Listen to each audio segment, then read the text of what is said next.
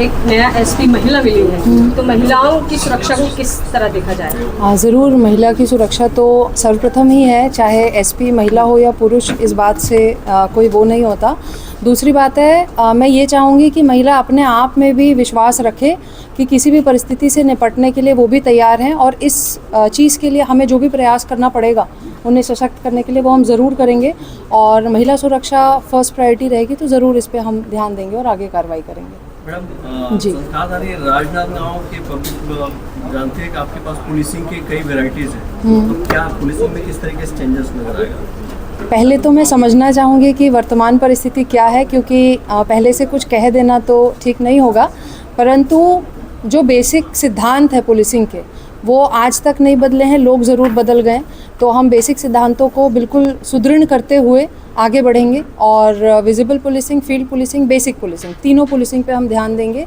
साथ ही सबसे महत्वपूर्ण ये होगा कि जो बुरे लोग हैं या जो असामाजिक तत्व हैं उन पे एक्शन के माध्यम से कार्रवाई परिलक्षित हो, तो इन चीज़ पे हम ध्यान देंगे। आपकी प्राथमिकता क्या है? सबसे पहले तो जिस भी प्रकार के असामाजिक तत्व हैं उनको सही करना ही हमारी प्राथमिकता होगी।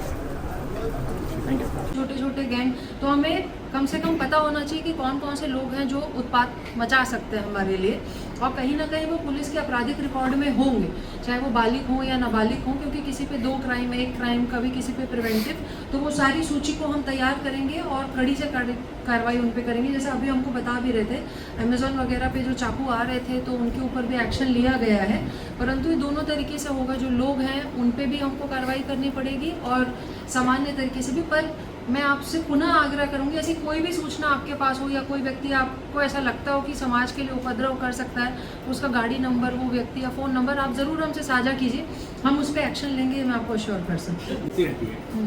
शिकायत भी होती है, परंतु पुलिसिंग कभी दिखाई नहीं देता, कभी कोई कार्रवाई नहीं होती।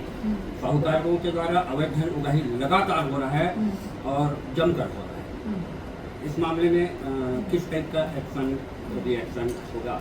हमने मतलब एक चीज़ सीखी है पुलिस में आने के बाद, एक तो खुद वर्दी पहनना है और दूसरों को समदृष्टि से देखना है।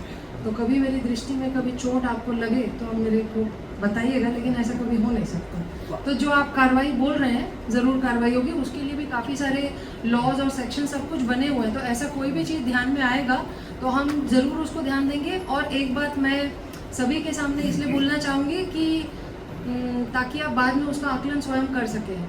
हो सकता है कि गरीबों के साथ, मतलब जो अमीर है उनके साथ ऊपर नीचे हो जाए, पर गरीबों के साथ न्याय होने में ऐसा कुछ भी नहीं होगा। जैसे संजय सिंह का गिरफ्तार नहीं होना, एक म्यूल अकाउंट में बता दें धमपाली का नाम आया तो गिरफ्तार नहीं होना। अभी जब मैं सारा क्राइम स्टैटिस्टिक्स थानेवार देख लूंगी तब मैं शायद उसका उत्तर ज़्यादा अच्छे से दे सकूं, परंतु ऐसा कुछ भी नहीं है कि फाइनेंशियल बैकग्राउंड या इकोनॉमिक बैकग्राउंड के आधार पे किसी को डिस्क्रिमिनेट किया जाएगा और उस आधार पे कार्रवाई की जाएगी।